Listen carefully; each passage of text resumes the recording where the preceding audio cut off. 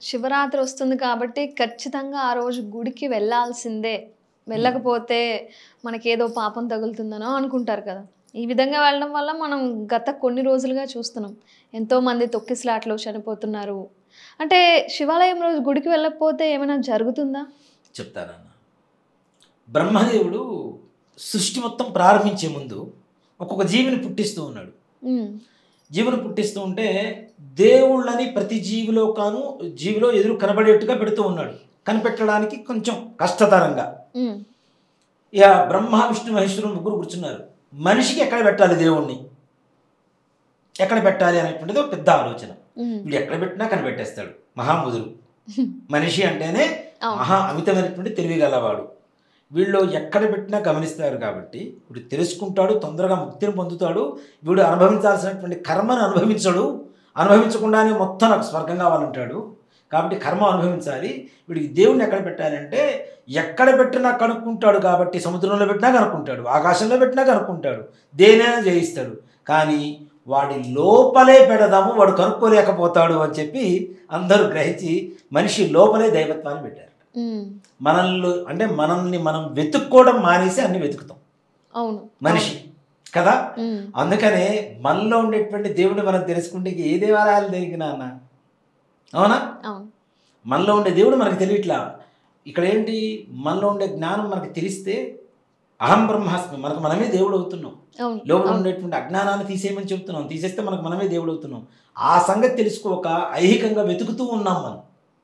ఓ మాట చెప్పాలి అంటే ఈశ్వరుడు ఏంటి, మనకి లింగ రూపంలో కనబడుతున్నాడు, కానీ నిరాకారుడు కదా ఆయన. అవునవును. అసలు ఆకారం ఆకారమే లేదు శివుడికి. అవును. కదా. కాబట్టి భౌతికంగా కనపడుతున్నటువంటి దానికంటే కూడాను ఏదైతే సూక్ష్మ రూపంలో ఉన్నటువంటి భగవత్ స్వరూపాన్ని, భగవంతుడి లక్షణాలని, శక్తిని తెలుసుకుంటాడో వాడికి దేవాలయంతో పని లేదని చెప్తాను. అందుకేనేమో అఘోరాలు, నాగసాధువులు వాళ్ళ గుడులతో ఏం పని గుళ్ళతో ఉండదు. సంబంధం ఏముంది, వాళ్ళు ఎక్కడో పోయి హిమాలయాస్లో ఉంటారు లోపల.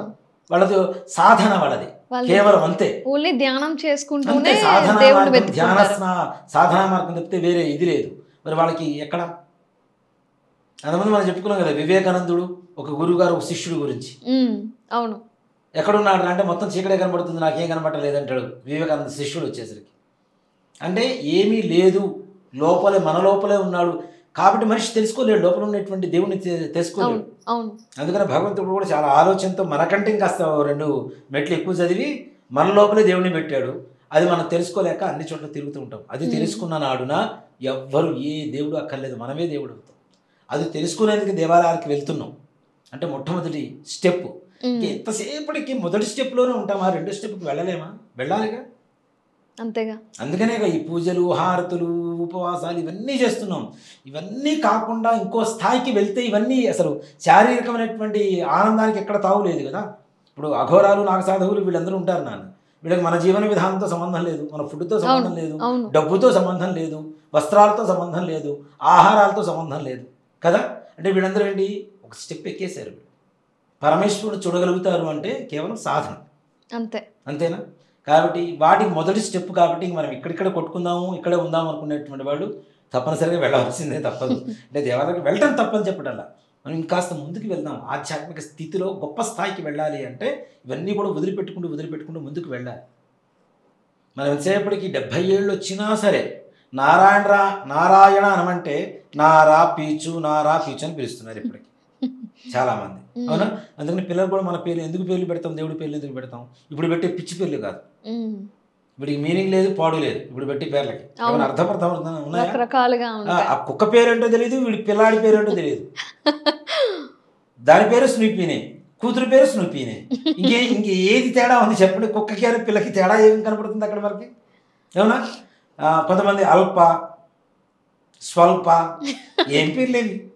స్వల్పం అంటే కొద్దిగా, అల్పం అంటే అసలు లేదు. కొందరు నెగిటివ్ గా అర్థం వచ్చే పేర్లను కూడా పెడుతున్నారు కొంతమంది. అంటే ఆ పేర్లు తలుచుకుంటే చనిపోయేటప్పుడు నా మనవడి మీద నాకు ఇష్టం ఉంది నాన్న, కనీసం మనం మొత్తం ఏం పూజ చేయలేదు, వదిలేద్దాం.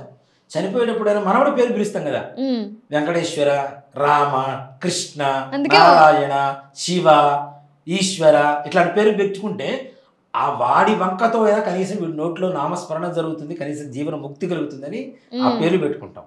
ఆ పేర్లు మొత్తం మారిపోయినాయి, అర్థం లేదు, ఏదేదో పేర్లు పెడుతున్నారు. అందుకే ఒకప్పుడు అన్ని దేవుడి పేర్లే పెట్టేవారు, ఇప్పుడు మీరు చెప్పినట్లుగా. శ్రీనివాసు, వెంకటేశ్వర్లు, శివ ఇవే పేర్లు ఒకే కుటుంబంలో 4 5 అవునవును. చిన్న శివ, పెద్ద శివ, ఇట్లా అంటే శ్రీనివాసు, వెంకటేషు, వెంకటేశ్వర్లు ఇవే పేర్లు నాన్న. ఒకే ఇంట్లో 4 5 పిల్లలు పెట్టుకునేవాడు. ఎంతమందికి పెట్టుకున్నా వాళ్ళకి తనిఖీ తీరేది కాదు. ఆ పేరుతో కనీసం ఆ వంకతో ఉన్న పేర్లతో పిలుచుకుంటూ చివరి సమయంలో గడిపేవాడు. ఒకవేళ అదే పిల్లల్ని తిట్టినా కూడా దేవుణ్ణి తలుచుకున్నట్టే ఆయన అనేవారు పెద్దలు. కాబట్టి అట్లాంటి పేర్లు పెట్టుకోవడం అయినా కనీసం మనం ముందు సంప్రదాయాలు కూడా ఇద్దాం. ఇప్పుడు నిజంగా మా పిల్లల పేర్లు పెట్టాను నేను. మా పిల్లల పేర్లు పెట్టేటప్పుడు చాలా మంది ఆ పేరు పెట్టి ఈ పేరు పెట్టారు అన్నారు. ఒక్కడే మాట చెప్పాను, నా గోత్రం, నా ఋషి పేరు ఏదైతే ఉందో ఆ ఋషి పేరే నేను పెట్టుకుంటా. భరద్వాజ్ ఉన్న నా ఋషి, మా పెద్దబాబు పేరు భరద్వాజ్, మా మామగారి వాళ్ళది కౌశిక ఋషి, అందుకని మా చిన్నవాడికి కౌశిక్ అని పెట్టాం. ఎప్పటికి తలుచుకున్నా ఆ పేర్లు అయితే, నా ఋషుల పేర్లు అయితే తలుచుకుంటూనే ఉంటాయి కదా. అంతేగా. కాబట్టి ఆ పేర్లు పెట్టేటప్పుడు కనీసం మనం అర్థవంతంగా ఉండాలి. అలాంటివి చేస్తే చివరికి జీవనముక్తి జరుగుతుంది. కాబట్టి మనకి మనం తెలుసుకోవాలి, మనలో ఉన్నటువంటి దేవుడు మనం తెలుసుకుంటే ఈ అజ్ఞానం అనేటువంటిది పోతుంది. తప్పనిసరిగా మంచి స్థాయికి వెళ్తాం. దేవాలయానికి వెళ్ళండి, వెళ్ళటం తప్పని చెప్పడం లేదు. కాబట్టి అంతకు మించి ఇంకొక అడుగు ముందుకు వేయండి దయచేసి. ఇంతసేపటికి మన పూర్వీకుల గురించి మనం తలుచుకోవడం కాదు, మనం ఆ స్థాయికి వెళ్ళాలి కదా. అంతే కదా. ఋషులు మునులు అంటున్నాం. ఆ ఋషులు మునులు ఉన్నారు అని చెప్పి ఒకప్పుడు తెలుసు, కానీ మనం ఋషి ఎందుకు అవ్వకూడదు, మనం ముని ఎందుకు అవ్వకూడదు? అవునా? అంతే. మరి సంసారంలో ఉంటూ కూడాను చక్కటి ధర్మాన్ని పాటించి జీవనముక్తి పొందినటువంటి వాళ్ళు చాలామంది ఉన్నారు. బెమ్మర పోతన కావచ్చు, త్యాగరాజు కావచ్చు, అన్నమయ్య కావచ్చు, వీళ్ళందరూ కూడా సంసారంలో ఉంటూనే జీవిత రాహిత్యాన్ని పొందారు కదా. మరి మనం చేసే పని మనం చేసుకుంటూ మన దాంట్లో ధర్మం పాటిస్తూ ఎదుటి వాళ్ళకి సహాయం చేసేటువంటి దాంట్లోనే దేవుడు ఉంటాడు. దాంట్లో ఏమాత్రం కూడా సంశయం లేదు. శివరాత్రి రోజున శివుడికి అభిషేకం చేసుకుని చక్కగా బాగుంటుంది. అలానే ఒక బీదవాడికి ఏమైనా అన్నం పెట్టండి, నిజంగా వాడికి లేకపోతే పరమేశ్వరుడు సంతోషిస్తాడు మరి. అంతే కదా. కాబట్టి ఈ విధంగా చేయడం అనేది మంచిది. వెళ్ళండి, మరీ కిక్కిరిసిపోయేంతగా ఒకే దేవాలయంలో అందరూ మీద పడిపోయి అది ప్రమాదం జరిగేంత స్థాయిలో మాత్రం ఎక్కడ ఇచ్చేయకండి. ఎదురు వాళ్ళకి ఇబ్బంది కలిగించడం మన వల్ల కలిగింది అనుకోవడం కూడా తప్పే కదా మరి, జరగడం కూడా. కాబట్టి ఈ విధంగా ఉండడం మంచిది. మీరైతే ఈ విధంగా చెప్పారు, ఇలా పద్ధతిగా గుడికి వెళ్ళడమో లేకపోతే ఇంట్లోనే పూజ చేసుకోవడం అని. కానీ చాలామంది ఈ కాలంలో జాగారం చేయాలి అంటే ఏం చేస్తున్నారు, చక్కగా సినిమాలు పెట్టుకొని లేకపోతే ఇంకేదో పాటలు పెట్టుకొని డాన్సులు వేసుకోవడం ఇలాంటివన్నీ చేస్తున్నారు. అలా పొద్దున్న వరకు లేచుండి ఆ తర్వాత పడుకుని పోవడమే. చాలా తక్కువ మంది స్నానం చేసి గుడికి వెళ్ళి మళ్ళీ దేవుని దర్శించుకొని భోజనం చేయడం అనే ట్రెండ్ మారిపోయింది. ఆ విధంగా చేయొచ్చా మరి? వాడు చెప్పాలంటే ఈ డీజే పాటలు పెట్టుకొని ఎగురులు ఆడుకుంటూ రీల్స్ చూసుకుంటూ లేదంటే సినిమాలు చూసుకుంటూ వీటి వల్ల ఏం ఉపయోగం ఉంటుంది? అంటే జాగరణ దేనికి? రాత్రంతా లేచున్నాము మేము పడుకోలేదు అని చెప్పుకునే విధంగా చేస్తున్నారు. ఇప్పుడు ఒక కొడుకు పుట్టాడు అన్న, కొడుకు పుట్టినందుకు ఆనందపడాలా, వాడు ఇష్టం వచ్చినటువంటి దుర్వ్యసనాలు దుస్నేహాలకు పాలైనందుకు బాధపడాలా? బాధే కదా. మరి అట్లాంటప్పుడు పరమేశ్వరుడి పేరుతో ఇష్టం వచ్చినట్టు నేను డీజిల్ పెట్టుకుంటాను, అది చేస్తాను, ఇది చేస్తాను. కొంతమంది పతంగులు ఎగరేస్తుంటారు అర్ధరాత్రి పూట, వాడి మీద నుంచి కింద పడిపోవటం, వాడికి దెబ్బలు తగలటం, కరెంట్ షాకులు కొట్టడం, ఇవన్నీ జరుగుతుంటాయి. ఎవరైతే శివనామస్మరణ చేస్తారో వారికి కైవల్యం కలుగుతుంది. అంతేకాని ఇష్టం వచ్చినవన్నీ నాకు ఇష్టం వచ్చినవి చూస్తాను. ఇప్పుడు నిజంగా ఇంకోటి కూడా, శివరాత్రి రోజున సినిమా థియేటర్లు కూడా 2 షోలు ఫ్రీగా ఇస్తుంటారు రాత్రిపూట కొన్ని చోట్ల. సినిమాలు చూసి రాత్రిపూట చేసే జాగరణ ఎందుకు అవుతుంది? అసలు ఇంకో మాట కూడా చెప్తాను, దొంగలు ఏ టైంలో పడుతుంటారు మనకి ఇళ్లలో? అర్ధరాత్రి, తెల్లవారుజామున పడతారు. తెల్లవారుజాము 3 గంటల నుంచి 5 గంటల లోపల దొంగలు పడతారు. ఇప్పుడే గుర్తుపెట్టుకోండి. దేనికి అంటే ఎలాంటి వాడికైనా 3 గంటల నుంచి 5 గంటల లోపల ఒక్క కురికైనా వేస్తాడు గ్యారంటీ. ఆ సమయంలో దొంగలు పడుతూ ఉంటారు, అందరు ప్రతి ఒక్కరు నిద్రపోతుంటారు. కాబట్టి ఇప్పుడు సినిమాలు టీవీలు చూస్తున్నప్పుడు కళ్ళకి ఇంకాస్త ఎక్కువ ఇదవుతుంది. మనం ఏం చెప్పాము, కళ్ళకి భగవంతుడు చూడాలి అని చెబుతూ ఉంటే టీవీలు సినిమాలు చూస్తుంటే ఏమవుతుంది, ఇంకాస్త ఎక్కువ శ్రమ ఎక్కువ అవుతుంది, తద్వారా తొందరగా నిద్ర వస్తుంది. ఇంకా ఎటువంటి పరిస్థితుల్లో కునుకైనా వేస్తారు గ్యారంటీ, ఎట్లయినా అంటాడు గ్యారంటీ. అలాంటివి రాకుండా ఉండాలంటే భగవనామస్మరణ చేసుకుంటూ చక్కగా దేవాలయంలో కళ్యాణాలు జరుగుతుంటాయి. శివరాత్రికి మహాశివరాత్రి రాత్రి కూడా జరుగుతాయి నాన్న కళ్యాణాలు. అవునవును. లింగోద్భవ మా కాలంలో ఊర్లో అభిషేకం, తదనంతరం కళ్యాణం, చక్కగా మంత్రపుష్పాలు అవన్నీ వింటూ ఉంటే మనకి నిద్ర ఎందుకు వస్తుంది? ఘంటానాదాలు, మంత్రాలు చక్కగా వింటుంటే నిద్ర రాదు ఎక్కడ కదా. అలాంటి చోట ఉంటే మన శరీరం పునీతం అవుతుంది. మన శరీరంలో ఉండేటువంటివి, మన మనసులో ఉండేటువంటి, మన మైండ్లో ఉండేటువంటి నెగిటివ్ వైబ్రేషన్స్ ఏవైతుంటాయో మొత్తం వెళ్ళిపోయి చక్కగా పాజిటివ్గా తయారవుతుంది. పరమేశ్వరుడి తత్వం ఏదైతుందో అది మన వంట పడుతుంది. అంతేగాని ఎంతసేపటికి సినిమాలు అవి ఇవి వీటి వల్ల ఏ రకమైనటువంటి ఉపయోగం అయితే లేదు నాన్న. చేయకూడదు కూడా, వాటి వల్ల ఉపయోగం లేదు. ఓకే, అంటే ఆ విధంగా ఖచ్చితంగా శివరాత్రి చేయకపోవడమే మంచిది. అంతే, దానికన్నా హాయి పడుకోండి. అలా చేసేది అసలు ఇప్పుడు తప్పులు చేసేదానికన్నా అసలు చేయకుండా ఉండడం బెటర్ కదా నాన్న. అవునవును. అందుకని అసలు చేయకుండా ఉండడమే బెటర్. దానికంటే చేయగలిగితే ఈ విధంగా చేయండి. మొత్తం పరమేశ్వరుడి సేవలో తరించండి. పార్వతీదేవి చనిపోయిందా? అంటే ఈ మాట అనొచ్చు అనకూడదో నాకు తెలియదు, కానీ పార్వతీదేవి చనిపోయింది అని కొందరు అంటుంటే విన్నాను. నిజంగా అలా జరిగిందా అని? పార్వతీదేవి చనిపోయిందా లేదంటే ఏం జరిగింది ఇవన్నీ కూడాను ఓ మాట చెప్పాలంటే మానవాళికి ఏదో ఒక విధంగా వరాన్ని ఇవ్వడం కోసం జరిగేటువంటి ఒక అంశాలు ఇవన్నీ కూడా. ఈయన పార్వతీదేవి తండ్రి యాగాన్ని చేస్తూ ఉంటాడు, దక్షుడు. దక్ష యాగాన్ని చేస్తూ ఉంటాడు. దక్ష యాగానికి అందరినీ పిలుస్తాడు, ప్రతి ఒక్కరిని పిలుస్తాడు. పార్వతీదేవి ఏంటి, దక్షుడు కుమార్తె. దక్షుడికి ఇష్టం లేకపోయినా పరమేశ్వరుని చేసుకుంది. అదే నీకు మంచి అబ్బాయిని పెళ్లి చేస్తాను అంటే, లేదు నాకు ఆ హిమాలయాల కొండల్లో ఉండేటువంటి శివుడే కావాలి, నాకు ఆయన అందగాడు, ఆయనే పెళ్లి చేసుకుంటా అని చెప్పి వెళ్ళిపోయింది. పెళ్లి చేసుకుంది. ఈయనకి ఇష్టం లేదు. అందరినీ పిలిచాడు, పార్వతీ పరమేశ్వరుని మాత్రమే పిలవలేదు. పిలవకపోతే పార్వతీదేవి ఏంది, నా పుట్టింటి వారు జరుగుతున్నటువంటి అత్యంత అరుదైనటువంటి యాగం చేస్తున్నాడు నా తండ్రి, అందరినీ పిలిచాడు, నన్ను పిలిచినా పిలవపోయినా నేను వెళ్ళొచ్చు, నా పుట్టింటికి నేను వెళ్ళొచ్చు అంటే పరమేశ్వరుడు వారిస్తాడు. అప్పటికి కూడా వద్దు, అక్కడికి వెళ్తే నీకు అవమానం జరుగుతుంది అని చెప్పి వారిస్తాడు. ఆ వారించిన సమయంలో ఈ పార్వతీదేవి దక్ష యజ్ఞానికి వెళ్తుంది. అప్పుడు దక్షుడు ఈవిడ్ని ఘోరంగా అవమానిస్తాడు. అందరూ అవమాన భారాన్ని తట్టుకోలేక అగ్నిలోకి దిగుతుంది. శచీదేవిగా మారుతుంది, మొత్తం అగ్నిలోకి దిగుతుంది. ఇప్పుడు సీతాదేవి అగ్నిలో పునీతమైంది అని చెప్పి మనం రామాయణంలో కథ వింటూ ఉంటాం, అవునా? మరి పార్వతీదేవి కాలిపోతుందా? కాలిపోదు కదా. కానీ అక్కడ భౌతికమైనటువంటి శక్తి మాత్రమే కాలింది. కానీ పార్వతీదేవికి ఎన్ని పేర్లు ఉన్నాయి? శైలపుత్రి, లేదా శైలపుత్రిగా పరమేశ్వరుని చేరుకుందా లేదా?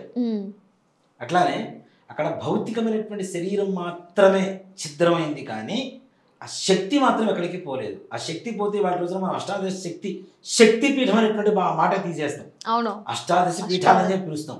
శక్తి అనేటువంటిది లేదుగా అక్కడ, అవునా? అక్కడ భౌతికంగా ఉన్నటువంటి శరీరం మాత్రమే ఛిద్రమైంది, కానీ ఎక్కడా కూడాను ఆ పార్వతి అమ్మవారి శక్తి మాత్రం ఎక్కడికి పోలేదు. అన్ని అప్పుడు ఆవిడ అగ్నిలో కాలిపోతూ ఉంటే పరమేశ్వరుడు ఆవిడ శరీరాన్ని భుజం మీద వేసుకొని అక్కడ శివతాండవం చేస్తాడు. కాబట్టి ఆ శివతాండవం చేసినటువంటి ఉగ్ర రూపానికి, ఆయన చేసినటువంటి తాండవానికి అమ్మవారి శరీరం 18 భాగాలుగా 18 చోట్ల పడింది. అదే అష్టాదశ పీఠాలు కదా. అక్కడ శక్తి ఉండబట్టే కదా శక్తిపీఠం అని చెప్పి పిలుస్తున్నాం మనం, లేకపోతే ఎందుకు పిలుస్తాం? కాబట్టి అక్కడ శక్తి ఏ రకమైనటువంటి క్షీణత కలగలేదు, తగ్గిపోలేదు. కేవలం భౌతికమైనటువంటి శరీరం మాత్రమే అక్కడ ఛిద్రమైంది అనేది ఆలోచించాలి. అది కూడా ఎందుకైంది? దక్ష యజ్ఞం ఇవన్నీ కూడా లోక కళ్యాణం కోసమే కదా. అవును. మరి ఇన్ని అష్టాదశ శక్తి పీఠాల్లో ప్రతి దేవాలయంలోకి వెళ్తున్నాం, అమ్మవారి శరీర భాగాన్ని చూస్తున్నాం, అనేక రకాలుగా ఆరాధనలు చేస్తున్నాం. ఇదంతా కూడా ఎవరి కోసం? మానవాళి కోసమేగా కదా. దీంట్లో ఉన్న రహస్యం ఎవరు గమనించం. అమ్మవారికి అలా జరిగింది, అమ్మవారికే అలా జరిగింది, మనమెంత ఆవిడ మనల్నే కాపాడుతుంది అనుకుంటే, నువ్వు 18 ప్రదేశాల్లో అమ్మవారు నీకు వెలిసింది. ప్రతి ఒక్కళ్ళు కూడాను అందుబాటులో ఉండేట్టుగా ఆరాధన చేసుకుంటారా అని చెప్పి అమ్మవారు అనుగ్రహించింది మనం, 18 భాగాలుగా అనుగ్రహించింది. అది పరమేశ్వరుడు కారకుడు అయ్యాడు, దానికి ఇంకో కారకుడు దక్షుడు అయ్యాడు. ఇది కారకమైనటువంటి ఒక ఉపయోగకరమైనటువంటి లోక కళ్యాణం కోసం జరిగినటువంటి ఒక ప్రక్రియ, కానీ ఏ రకమైనటువంటి చెడు అయితే కాదు. అమ్మవారి శవం అని చెప్పడం అనేది కరెక్ట్ కాదు. అమ్మవారు శివమే, శవం కాదు, ఎప్పటికీ శివమే. శివుడు ఆవిడలోనే ఉన్నాడు, అర్ధనారీశ్వర తత్వమే అది కదా. వాళ్ళిద్దరు కలిసే ఉంటారని కదా. అందుకనే అమ్మవారి ఉపాసన ఏది చేసినా శివ పంచాక్షరి మంత్ర జపం చేయమని చెప్తాం. అది చెయ్యకుండా చెయ్యొద్దు. ఇప్పుడు చండీ హోమం చేస్తారు నాన్న, రుద్ర హోమం చేయకుండా చండీ హోమం చెయ్యరు. ఎందుకంటే రుద్రుడు రావాలి తప్పనిసరిగా. భార్యాభర్తలు ఉన్నారు, ఒకరిని పిలిచి కూడా పిలవకపోతే అవమానమేగా. అంతేగా. దక్షుడు చేసింది మనం చేసినట్టే. కాబట్టి ఎక్కడైతే అమ్మవారి హవనం జరుగుతుందో, మంత్ర జపం చేస్తారో, ఉపాసన చేస్తారో, తప్పనిసరిగా శివపంచాక్షరి మంత్రము, రుద్రపారాయణులు, రుద్రుడికి సంబంధించినటువంటి హోమాలన్నీ కూడాను తప్పనిసరిగా చేస్తారు. మనకి చండీ యాగాలకి సర్వతో భద్రమండలం అని చెప్పి ఒకటి వేస్తాం, మండపారాధన మొత్తం కలర్స్గా ఉంటుంది, సర్వతో భద్రమండలం అంటారు. దాంతోపాటుగా రుద్రతో భద్రమండలం కూడా తప్పనిసరిగా ఆవాహన చేస్తాం. ఇక్కడ రుద్రుణ్ణి, అక్కడ అమ్మవారిని తప్పనిసరిగా ఇద్దరిని కలిపి ఆవాహన చేయాలి, కానీ విడివిడిగా చేయడం అనేది కూడా కరెక్ట్ కాదు. వాళ్ళని అందుకనే నంది ఈశ్వర్యోర్ మధ్య, భార్య భర్తయోర్ మధ్య, గురు శిష్యోర్ మధ్య అని చెప్పి ఒక శాస్త్రం ఉంది. ఇద్దరు బ్రాహ్మణ మధ్యలో కానీ, గురు శిష్యుల మధ్యలో కానీ, నంది శివుడు మధ్యలో కానీ, భార్యాభర్త మధ్యలో కానీ ఎవరూ వెళ్ళకూడదు అనేటువంటిది శాస్త్రం. పార్వతీ పరమేశ్వరుడు భార్యాభర్తలు అయినప్పుడు వాళ్ళిద్దరి మధ్యలో విభేదం పెట్టడం కూడా పాపమే కదా. కాబట్టి ఈశ్వరుని పిలిస్తే అమ్మవారిని పిలవాలి, అమ్మవారిని పిలిస్తే విష్ణుమూర్తిని పిలవాలి, ఈశ్వరుని పిలవాలి తప్పనిసరిగా. గౌరీ సమేత రుద్రుడు. మీరు ఎక్కడైనా అమ్మవారి లేకుండా శివాలయం ఒక్కడే ఉన్న చోట ఎక్కడైనా చూశారండి? చూడదు. తప్పనిసరిగా ఎక్కడైనా సరే గంగా భ్రమరాంబ సమేత, లేదా రాజరాజేశ్వరి సమేత, శ్రీ లలితా సమేత అని చెప్పితే సమేతంగా లేనటువంటి ఈశ్వరుడు ఎక్కడ ఉండడు, ఒక్కడే. తప్పనిసరిగా ఆలయంలో అమ్మవారి దేవాలయం ఉండవలసిందే. ఆవిడ లేకుండా ఆయన ఉండడు, ఆయన లేకుండా ఆవిడ ఉండడు. కాబట్టి ఏమాత్రం కూడా సంశయం లేదు, అది భౌతికమైనటువంటిది, లోక కళ్యాణం కోసం జరిగినటువంటి ఒక ప్రక్రియ తప్పితే వేరే రకమైనటువంటిది ఆ అమ్మవారిని శవంతో పోల్చడం అనేది కూడా మనం కరెక్ట్ కాదు.